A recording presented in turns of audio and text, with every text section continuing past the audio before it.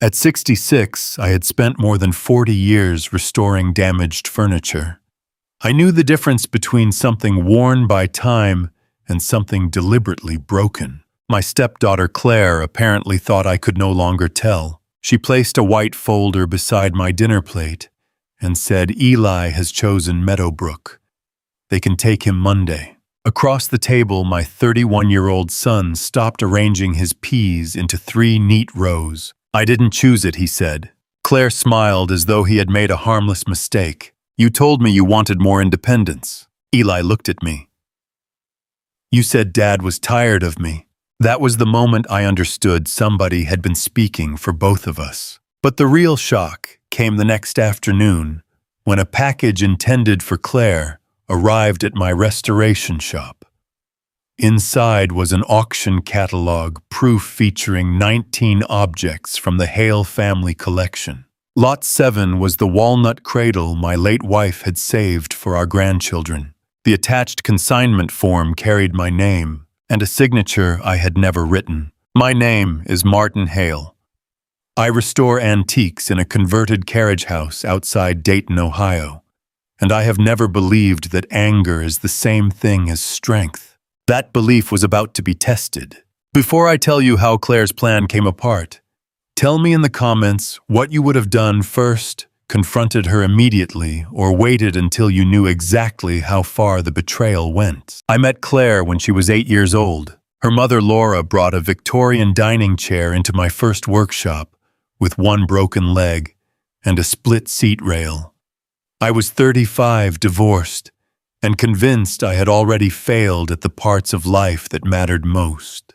Laura stood beside the chair, while Claire wandered around my shop, touching everything I had placed signs on asking customers not to touch. "What happened to it?" I asked. "My daughter climbed it to reach the cookie cabinet," Laura said. Claire crossed her arms. The chair was already weak. I liked her immediately. The chair took me 3 weeks to repair. Laura returned twice to check on it, although there was no reason she needed to. On her 3rd visit, she brought coffee. On her 4th, she brought Claire and a bag of sandwiches. A year later, Laura and I were married. I never asked Claire to call me Dad. Her biological father drifted in and out of her life, promising weekends he rarely kept. I told her she could call me Martin Mr. Hale or the furniture man if she wanted.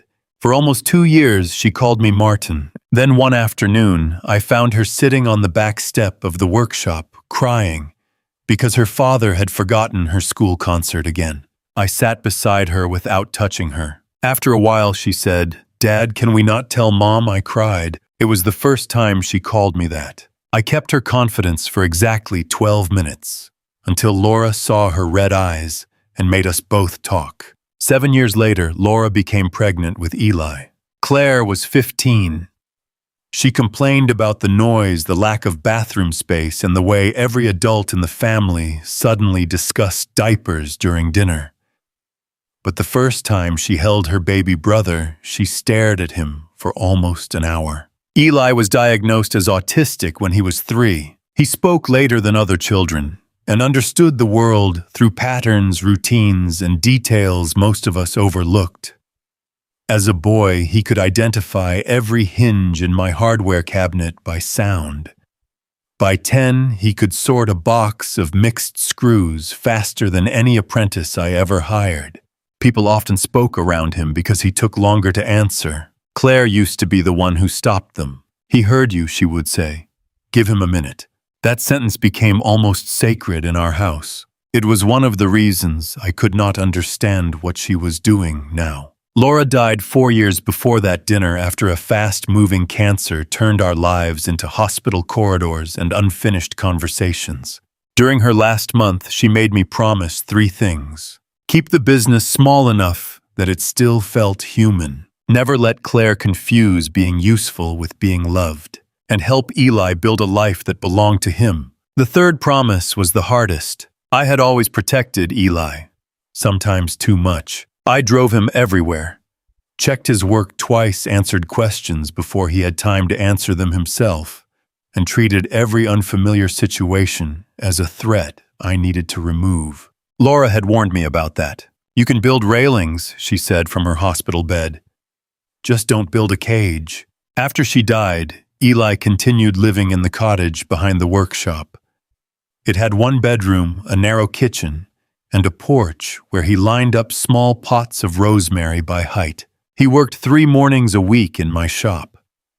His official job was hardware cataloging, although he also had a talent for detecting previous repairs hidden beneath newer finishes. Every Tuesday, we ate grilled cheese sandwiches at the workbench. Every Thursday, he polished the brass caliper that had belonged to Laura's father. Every Sunday, Claire came to dinner. At least she did until her business began consuming her.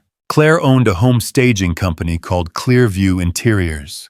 She furnished houses for real estate agents who wanted empty rooms to look like someone's dream life. She had always been ambitious. I admired that about her. When she needed warehouse space during her first year, I let her use the unused north bay of my carriage house for 6 months. She stayed nearly 2 years. I never charged rent.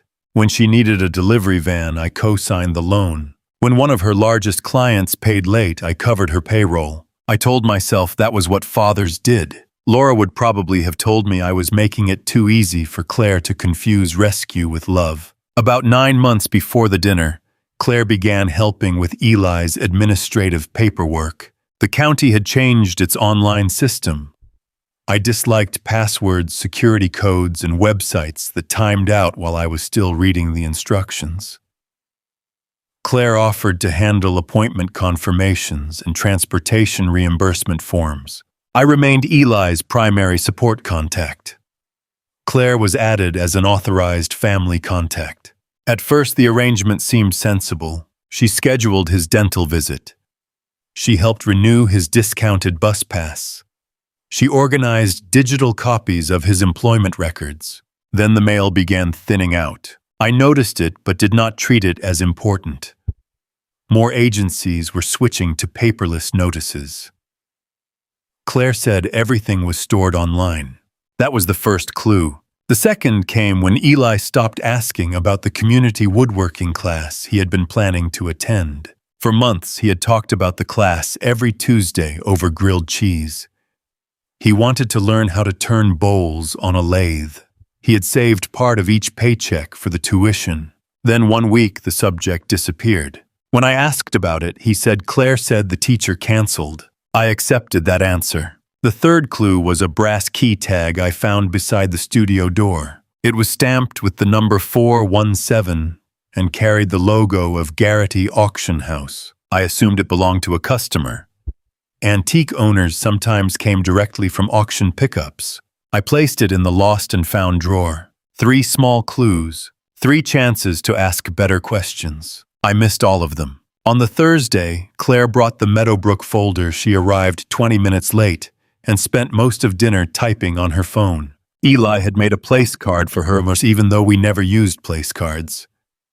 He folded white cardstock into a triangle and wrote Claire in blue block letters. She moved it aside to make room for the folder. Meadowbrook has an opening, she announced. A private room, structured activities and transportation included. I looked at the brochure. Meadowbrook Residential Center was nearly 2 hours away. Why are we discussing this now? We've been discussing it for months. No, you have mentioned it twice. Eli said he wasn't interested. He changed his mind. Eli's fingers pressed against the edge of the table. I did not. Claire lowered her voice the way people sometimes did around him when they wanted to sound gentle, but were actually trying to control the room. Eli, remember our conversation about becoming more independent? You said Dad was getting old. I said Dad has responsibilities. You said his hands shake. My right hand did shake occasionally. Years of gripping chisels and sanding blocks had left me with arthritis and a mild tremor when I was tired. Claire had started commenting on it more often. At Thanksgiving, she took a carving knife away from me in front of the family. At Christmas, she insisted on driving because she said I looked distracted. 2 months earlier, she had suggested I let one of her employees photograph the contents of my workshop for insurance purposes. I had thought she was being protective. Now I realized she had been establishing a story. Claire opened the folder and turned a document toward me. At the bottom of the page was a scanned signature that looked enough like mine to fool someone who had never watched me sign my name. Above it, the form stated that I supported Eli's transition to full-time residential care because my age and declining physical condition made his current arrangement unsustainable. I felt heat rise along my neck. Eli was watching me. If I exploded, he would believe something terrible was happening. Claire might take him away from the table, claiming I had become unstable. If I called her a liar without understanding what she had already submitted, she would know exactly which evidence to erase. So I closed the folder. "When is the placement meeting?" I asked. Claire relaxed. "Monday morning." "And who has spoken directly with Eli?" "The coordinator has all the forms." That wasn't my question. Her jaw tightened. "We can go over the details later. Eli said I want to stay in my cottage." Claire sighed. "You're anxious because change is difficult." "No," he replied. "I don't want to go." I placed my hand flat on the table so he could see I was steady. "Nobody is moving on Monday." Claire gave a short laugh. "Dad, you can't simply cancel everything because you're emotional." I said, "Nobody is moving on Monday." She gathered the folder. "You signed the preliminary approval." "No, I didn't." For the first time that evening, her face lost its practiced patience. Only for a second. Then she smiled again. "You probably don't remember. We reviewed it in the workshop." That was her strongest defense. Not that the signature was real, that I could no longer be trusted to know whether it was real. Claire left without dessert. Eli stood by the window until her car disappeared. Then he asked, "Are your hands too bad for me?" I had spent my life repairing things with my hands. That question nearly broke me. "My hands are fine," I said. "And even if they weren't, you are not a burden." He nodded, but he did not look convinced. I slept badly. The next morning I called Meadowbrook as soon as the office opened. I did not accuse anyone of fraud. I asked for the name of the person handling Eli's proposed admission. A woman named Denise told me she could not discuss a file without confirming my authority. "That is exactly what you should say," I told her. I provided my contact information and asked that no transportation be scheduled until the county case coordinator spoke directly with Eli and me. Denise paused. "Our documents indicate you requested an expedited placement." "I did not." Another pause. "I'll flag the file for review." That was all she could tell me, and it was enough. I drove to the workshop and found Eli already waiting beside the locked door. He usually arrived at 9. It was barely 8:15. "I didn't want Claire to come first," he said. I unlocked the door. "Did she come here when I wasn't around?" He looked down at the concrete. 3 times. "What did she do?" "She took pictures. She said it was for you." "Pictures of what?" "The cradle. Mom's sewing chest. Grandpa's tools. The blue cabinet. She put stickers underneath them." "What kind of stickers?" "White circles with numbers. Auction inventory stickers." I kept my voice level. "When was the last time?" "Tuesday night." Tuesday was one of Claire's delivery nights. She knew I attended a woodworking guild meeting on the first Tuesday of each month. "Why didn't you tell me?" She said you asked her. She said you forget things when you're tired. There it was again. Not one lie, but a system of lies. Each designed to make the other person doubt me before they ever spoke to me. At 11:30, a delivery driver carried a flat cardboard package into the shop. "Need a signature for C. Hale," he said. Claire still used my business address for some shipments. I nearly told him to take it back. Then I saw the sender, Garrity Auction House. The brass tag in my lost and found drawer suddenly mattered. I signed only for receipt, not ownership, and photographed the unopened package before cutting the tape. Inside were 2 proof copies of a catalog titled The Hale Family Collection, 3 Generations of American Craft. My knees weakened. The cover showed a photograph of my workshop, not the public showroom, the private restoration floor. The next page thanked Claire Hale Whitman, identified as a state representative and collection steward, for bringing the objects to market. Laura's walnut sewing chest was Lot 3. My grandfather's molding planes were Lot 5. The walnut cradle was Lot 7, Eli's cataloging cabinet, which contained more than 400 pieces of labeled period hardware, was Lot 12. The description called it a rare cabinet of early American fittings curated by master restorer Martin Hale. Eli stood behind me. He read the page twice. "She is selling my job," he said. It was not technically his cabinet, but he was right. The hardware inside it represented 8 years of his work. Every label was written in his careful block printing. Every drawer followed a system he had designed. Claire was not only removing objects, she was dismantling the structure of his life while claiming she was helping him become independent. The final item in the package was a consignment agreement. The seller was listed as Martin Hale through his authorized representative, Claire Whitman. My signature appeared on the last page. Beside it was the signature of a witness named Jenna Price. I knew Jenna. She managed Claire's warehouse. The agreement authorized Garrity to collect all 19 lots at 7 the next morning before the public preview opened at 10.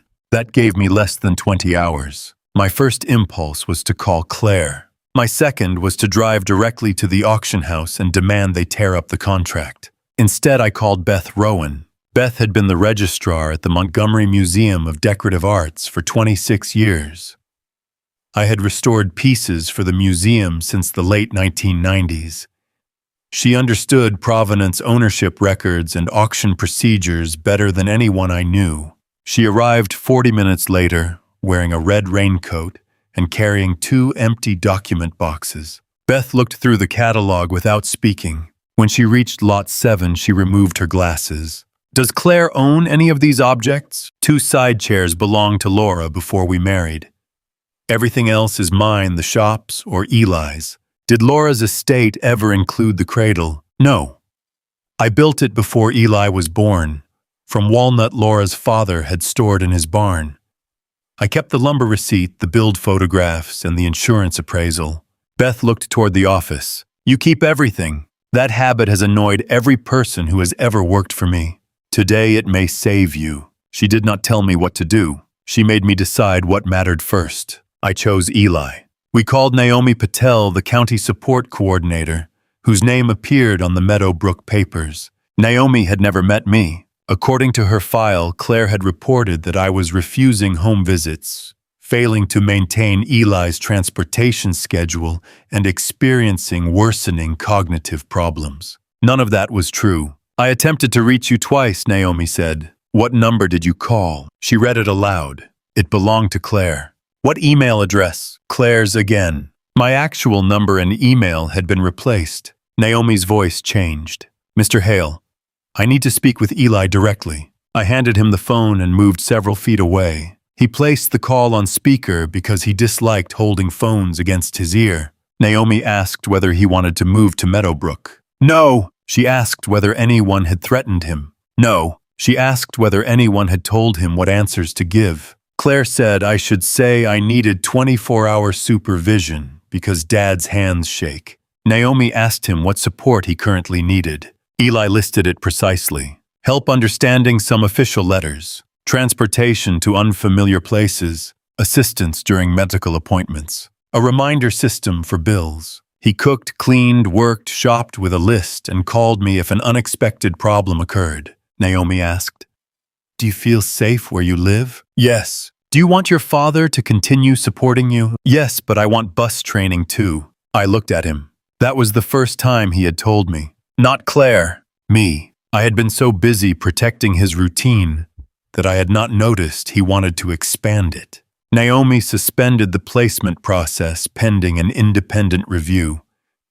She also told us that the transportation order could not proceed without a direct consent interview. Claire had counted on paperwork replacing Eli's voice. It would not. My second decision was to preserve evidence before removing anyone's access. Beth and I photographed every cataloged object in its location.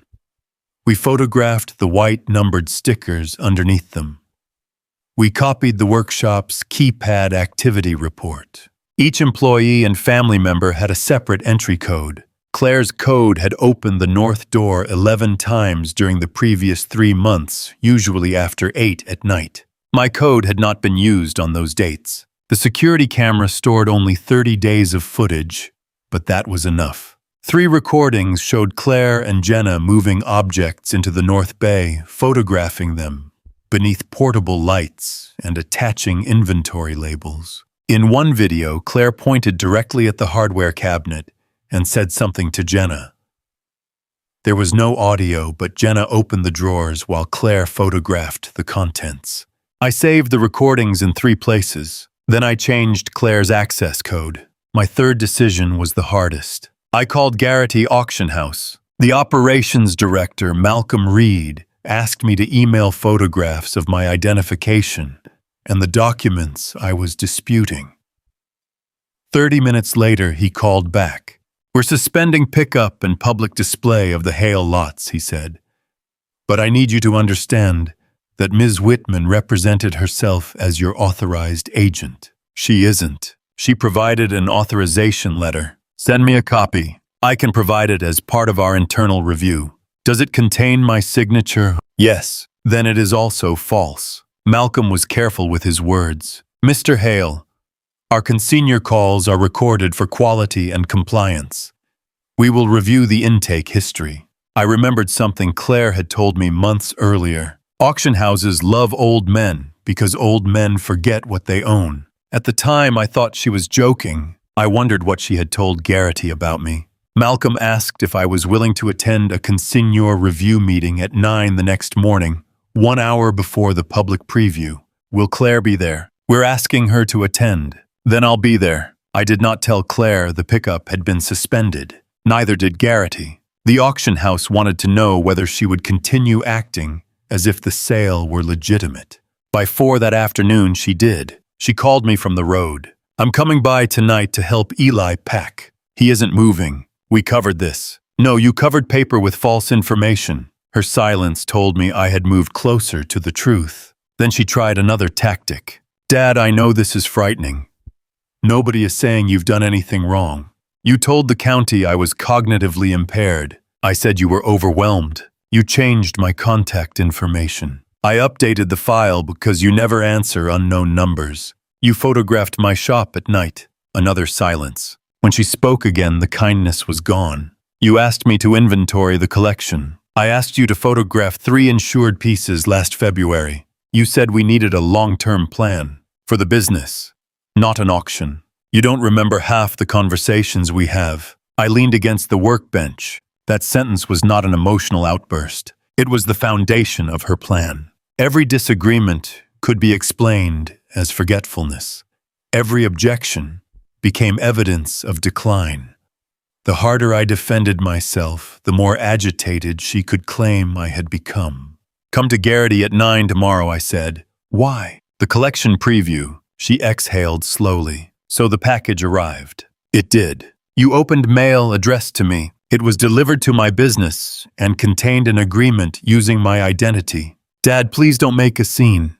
The sale is for Eli. That was new. How is selling his work for him? Meadowbrook costs money. He isn't going to Meadowbrook. You can't keep him in that cottage forever. He lives there because he chooses to. He chooses whatever keeps you comfortable. The accusation landed because part of it was true. I had resisted changes that frightened me. I had discouraged Eli from using the bus alone. I had delayed a supported employment conference because it required an overnight stay. I had answered for him during appointments. Claire had found a real flaw in me and used it to disguise a much larger betrayal. You may be right that I've protected him too much, I said. But you still don't get to erase his answer. You have no idea what I've been carrying for this family. Then tell the truth tomorrow. She ended the call. That evening, I began reviewing the financial records Claire had managed. Because I remained Eli's primary authorized representative, I could lawfully request statements from the account used for his wages, transportation, reimbursements, and household expenses. The online password had been changed. I used the bank's identity verification process to regain access. Over 14 months, 12 payments had gone to Clearview Logistics, a company name I did not recognize. The descriptions read specialized transportation and storage support. The total was $28,600. Eli's actual transportation service was provided by the county and cost him nothing beyond a small monthly fee. I searched the state business registry. Clearview Logistics had been registered 11 months earlier. Its owner was Claire Whitman. The mailing address was her staging warehouse. When I showed the statements to Eli, he stared at the numbers. Did I buy a truck? No. Did I rent a storage room? I don't think so. I have $57 in my wallet. He said it as though the cash in his wallet should settle the entire matter. In a way, it did. He understood his money. He had not approved those payments. Beth contacted a lawyer who specialized in elder and disability-related financial disputes, but I did not ask him to launch a dramatic lawsuit. Not yet. First, we notified this bank's fraud department and requested that Claire's online access be frozen while the transfers were reviewed. The bank warned us that investigations took time. That was fine. I was no longer looking for instant punishment. I wanted a record that could not be explained away. Naomi made a mandatory referral to the county's adult protection team after hearing about the account changes. She explained that the referral was not a judgment and would not produce an immediate conclusion. Again, that was fine. Real systems moved slowly. Claire's plan depended on nobody stopping long enough to make those systems look in the same direction. At 7 that evening, a car pulled into the workshop lot. Jenna Price stepped out. The woman who had witnessed my forged signature looked exhausted. "I need to talk to you," she said. Beth remained in the office while Eli worked at his catalog table. I met Jenna in the showroom where every chair had enough age to make a person feel briefly young. Jenna kept her coat on. "Claire told me you had signed the authorization at home," she said. "She asked me to witness her signing that she had seen it. That isn't what the document says. I know that now. Why did you come here?" "Because she told me this afternoon that if anyone asked, I watched you sign it in the workshop." "Did you?" "No." "Did you help photograph the collection?" "Yes." She said it was a part of an estate plan. "Did you know about Eli's placement?" Jenna looked toward the closed workshop door. "She said you couldn't manage him anymore." "You've met Eli." "Only a few times." "Did he seem like an object that needed to be managed?" Her face reddened. "No." Jenna explained that Claire's staging company had lost 2 major real estate clients. The warehouse rent was 4 months behind. A lender was threatening to repossess most of the company's furniture inventory. Claire believed the auction would generate at least $200,000. She said part of it was hers because Laura was her mother, Jenna told me. She said you were sitting on everything out of spite. There was Claire's motive, debt resentment, and a belief that objects connected to her mother represented a share of love she had never received. It did not excuse what she had done, but it made her more than a cartoon villain. Claire had spent years watching me teach Eli the trade. She had watched him work beside me in the shop where she had once done homework after school. I had helped finance her business, but I had never made her part of mine. She may have interpreted that as rejection. Instead of telling me she decided to take what she believed proved her importance. Jenna agreed to attend the Garrity meeting and tell the truth. I did not promise her protection from consequences. I promised only that I would not misrepresent her cooperation. Before she left, she placed something on the counter. The brass key tag marked 417. "I dropped this when we were photographing the Cradle," she said. "It opens the auction storage cage." The clue had been sitting in my drawer for weeks. After Jenna left, Eli asked to speak with me alone. We sat at the workbench with the untouched grilled cheese sandwiches I had made for dinner. "Are you going tomorrow?" he asked. "Yes." "I want to go." I almost said no. Crowded rooms, unexpected arguments, and unfamiliar buildings could overwhelm him. My instinct was to protect him from the confrontation. Then I remembered Laura's warning. "Build railings, not cages." "It may be uncomfortable," I said. "Yes." "Claire may say things that upset you." "Yes." "People may ask questions." "Yes." I waited. Eli looked directly at me. "It is my answer." He was right, so we prepared together. We printed a 1-page list of the points he wanted to communicate. He chose his clothing the night before. He packed noise-reducing headphones but said he would use them only if necessary. Then he handed me the brass caliper. "Your hand is shaking," he said. I looked down. It was. "Are you afraid?" he asked. "Yes, me too." He placed the caliper between us on the bench. For once, neither of us pretended protection meant the absence of fear. At 9 the next morning, Garrity Auction House was already busy. Employees rolled display cases across the polished floor. Buyers waited outside the glass entrance for the 10 o'clock preview. The Hale collection had been scheduled for the center gallery. When we walked past it all, 19 display spaces were empty. Small red cards stood where the objects should have been. Withdrawn, pending ownership review. Claire was waiting in the conference room. She wore a charcoal suit and the pearl earrings Laura had given her for college graduation. She looked first at me, then at Eli, then at Jenna. Her face changed when she saw Beth carrying the museum appraisal files. Malcolm Reed sat at the head of a long walnut table. Beside him were Garrity's compliance manager and legal counsel. Naomi attended by video on a large wall monitor because the placement documents were part of the dispute. Nobody raised a voice. That made the room feel more serious. Malcolm began. "Ms. Whitman, the consignor pickup has been canceled. The lots will remain withdrawn until ownership and authorization are resolved." Claire placed her handbag on the chair beside her. "This is a family misunderstanding. My father agreed to the sale and is now having difficulty remembering the details." There it was, the defense she had built for months. She turned toward me with an expression of concern. "Dad, we talked about this after Christmas. You said the collection was becoming too much to maintain. I said I needed to reduce my client backlog. You signed the authorization." "I did not. You may not remember signing it." Malcolm opened a folder. "Ms. Whitman, before we discuss the signature, we need to review your original consignor intake call." Claire's hand moved toward her handbag, then stopped. The compliance manager pressed a button. Claire's recorded voice filled the room. She sounded relaxed, confident. The intake specialist asked whether Martin Hale personally approved the sale. Claire replied, "He approved the idea, but paperwork makes him anxious. I handle anything complicated now." The specialist asked whether I would be present during collection. "No. He has a guild meeting that morning. It's better if the pieces are gone before he starts second-guessing everything."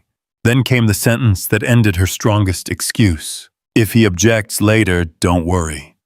He forgets what he agreed to, and I have medical placement documents showing why I'm authorized to make decisions." The recording stopped. Nobody looked at me. Every face was turned toward Claire. She recovered quickly. "That was taken out of context." Malcolm folded his hands. What context would make it appropriate to remove property before the named owner could object? "My father asked me to prevent him from changing his mind.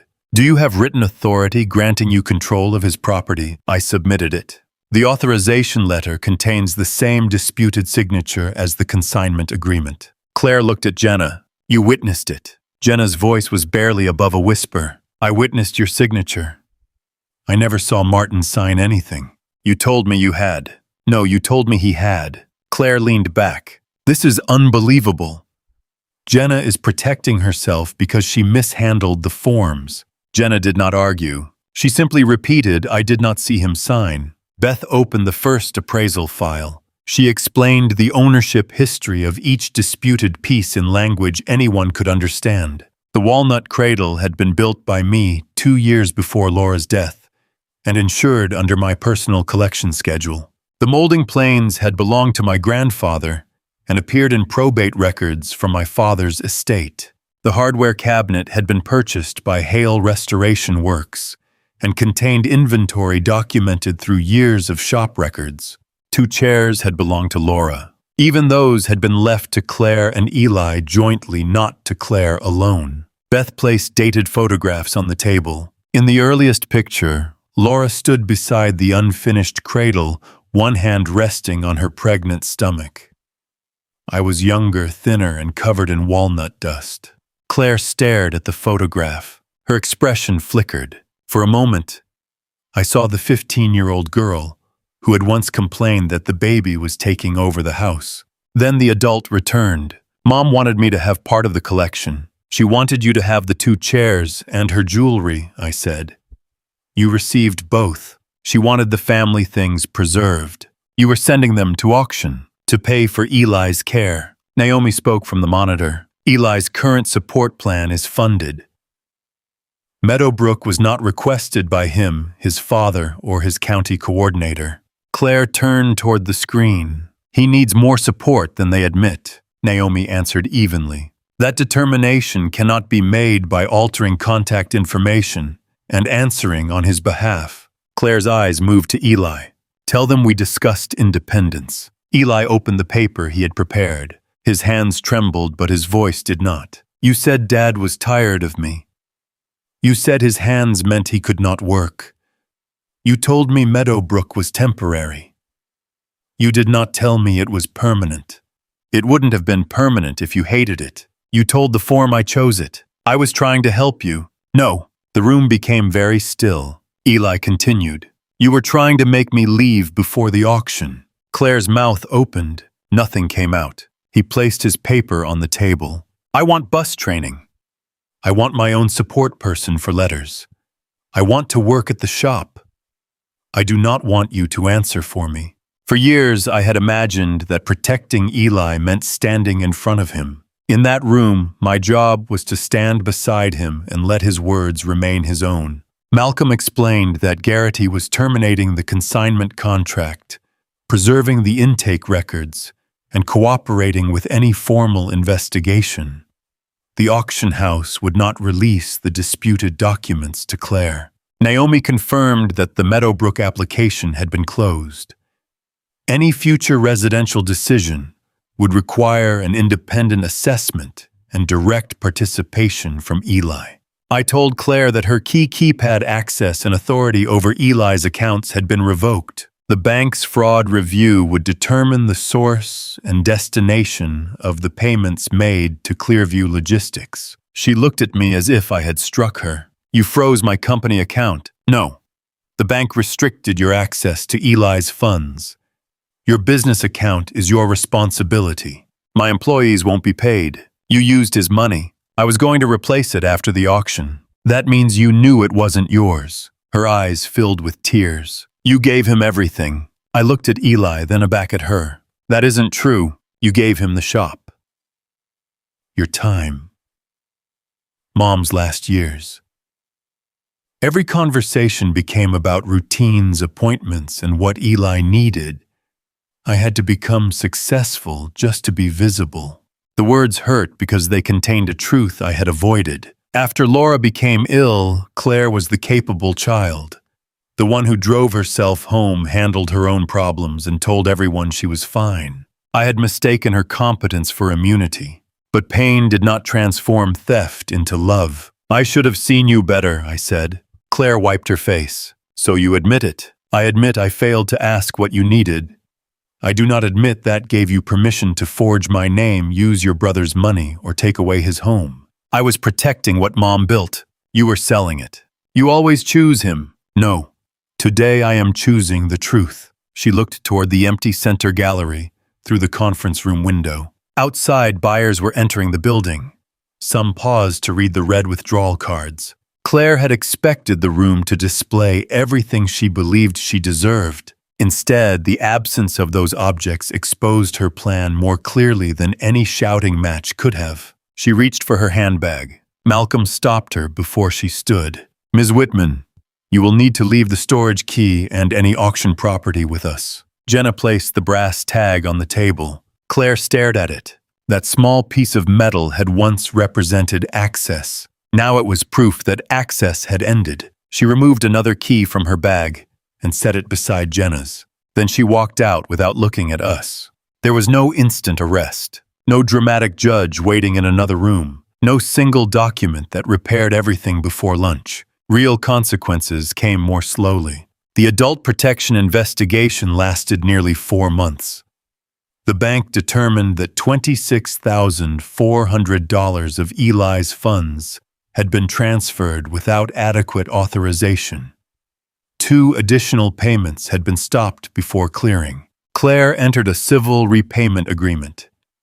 She sold most of her staging inventory, closed the warehouse, and began paying the money back in monthly installments. Garrity permanently barred her from consigning property under another person's authority. Jenna lost her job when Clearview Interiors closed, but she cooperated fully and was not accused of creating the forged signature. She later found work managing inventory for a furniture rental company. The county established a supported decision-making arrangement for Eli. That phrase mattered. It did not mean I would decide everything. It meant Eli would choose who helped him understand complicated information while keeping the final decisions in his hands whenever possible. He selected me for medical appointments. He selected Naomi's recommended advocate, Marcus Bell, for official letters and benefits questions. And he selected Beth to help him develop his hardware catalog into a digital reference for restoration students. He also began bus training. The first week, I followed the bus in my truck. Eli noticed. At the second stop, he called me. "You are making Independence crowded," he said. I went home. That was part of my growth. The cottage received a new smart doorbell, an emergency call system, and a whiteboard where Eli tracked bills and appointments. Those were railings. The cage was my belief that safety required me to remain in control. 2 months after the auction meeting, Eli rode the bus to the workshop alone. He arrived 12 minutes early and complained that the driver had taken a different route. Then he unlocked the shop with his own key. I had given him keys before, but they had always been attached to mine, symbolic more than practical. This one belonged only to him.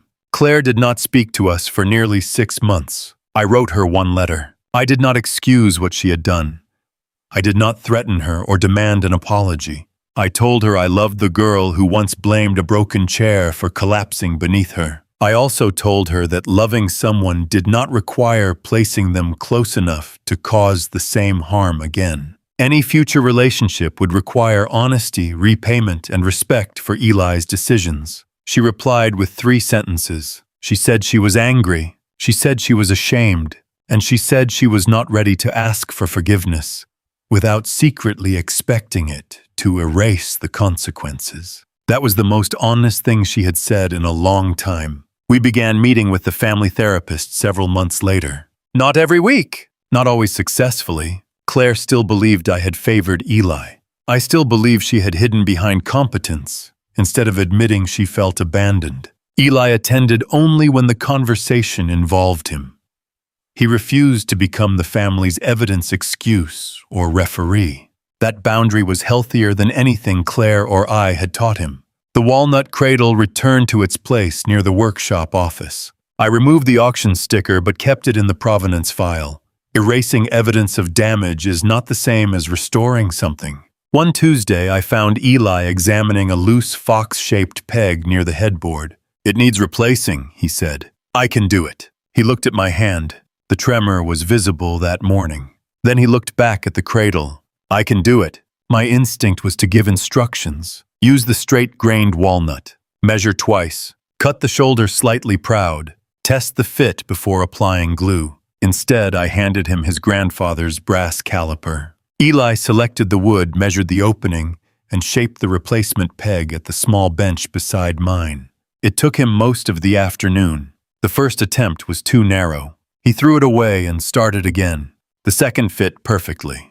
When he pressed it into place, the fox looked almost exactly as it had in the photograph of Laura standing beside the unfinished cradle. Almost. The new walnut was lighter than the old wood. Time would darken it, but the repair would never become completely invisible. That was appropriate. Our family had not returned to what it had been. Claire had lost access she might never regain. Eli had learned that people he loved could speak over him while claiming to help. I had learned that protecting my son without listening to him was another way of deciding his life did not belong entirely to him.